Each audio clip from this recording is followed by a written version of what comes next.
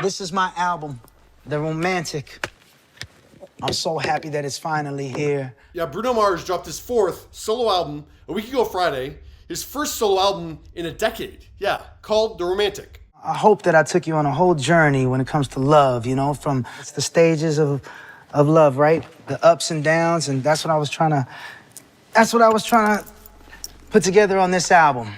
I think everybody experiences heartbreak, and I feel like everyone experiences trying really hard to make something work. Now, critics aren't all agreeing that this album works. It's probably Bruno's worst reviewed album of his 4 solo albums. But let's start with the good. So Rolling Stone gave it 4 to 5 stars, saying, "The superstar nods to 70s R&B and his Latin roots while making the case that his precision-tuned throwback pop vision is endearing at any moment." Enemy also gave it 4 to 5. More soulful bops from pop's silver-tongued Loverman. The global superstar still might not be bearing his soul in his lyrics, but his 4th solo album presents a more mature deployment of romantic cliches. It's not easy to write these songs.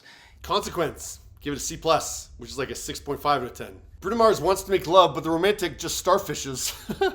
Bruno's latest effort is packed with gorgeous instrumentation, but it's very, very little to say. Variety gave it 62 out of 100, saying Bruno makes a leisure suit out of a record with The Romantic, doubling down on Silk Sonic's hermetically sealed 70s revivalism. Slant gave it 3 out of 5, which is 6 out of 10. A Latin pop affair that comes up short.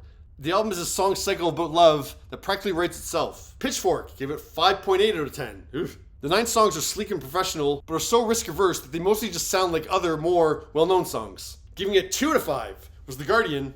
You're better off listening to the songs he's blatantly imitating. Mars's homages are beautifully performed, but bereft of new ideas. Paste gave it a D+. Whew. Saying Bruno has fallen into self-parody. The soul pop horn dog crooner doubles down on his retro fetish,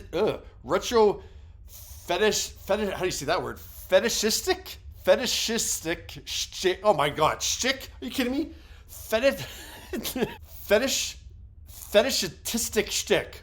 Okay, sure. With a trachely? An uninspired solo return. Trachely, what's that word? An uninspired solo return. You see, I don't read these beforehand. Now, to end things on a more positive note, the AP didn't give The Romantic a grade or a number out of 10, but it did write, "Who's asking Mars for reinvention? That has never been his main concern. Groove has always been his priority, and on The Romantic, the world should have joined him at the party once again." What's my favorite song from the album? That's a good question.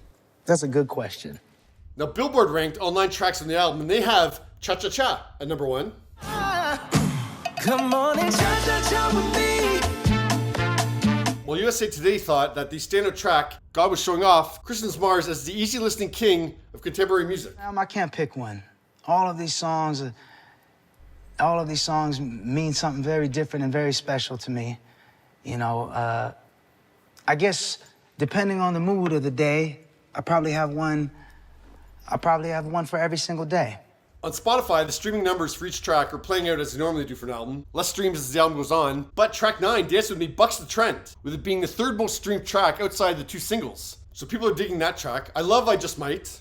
Really like Risk It All. But the one that got me moving and put a smile on my face more than any other was Something Serious. It's got like that, dun, dun, dun, dun, like you just want to move your shoulders to it. It's like Paul Morale, basically. Yeah, it's like Kristen Wiig going like this.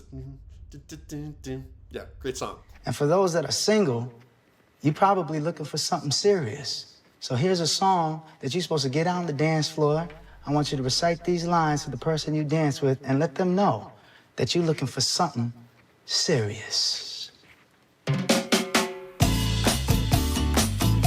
Now, The Romantic opened with 26.441 million streams on Spotify on release day, which is a solid number. And then after its first week release, the album moved 183,000 units, which is a adequate number. Like, it's not a particularly impressive sales, but it's not, underwhelming sales either. It's like, yeah, that's decent.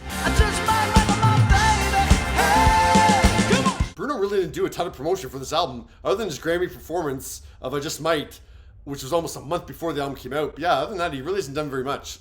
Now, my 2 cents on the album, it's meh for me. I agree with a lot of what was said in the reviews there, in that, it's nothing really new for Bruno. We've heard all this before from Bruno, and that's kind of disappointing when you have 10 years in between albums. Like, you'd think there'd be some kind of growth sonically over 10 years. But like, it's still a fun album. Sound like you need to dance a little bit. Sounds like you need to move. So this next song I'm gonna play is for Luis. It goes like this. It's called On My Soul. Hit it.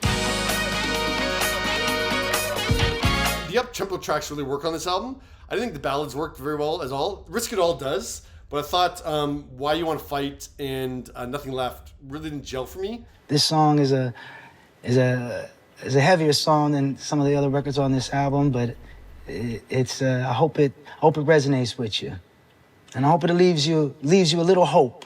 This song is called Nothing Left. I don't think he challenged himself like he needed to on this album, so I'm gonna give it a B-. What are your thoughts?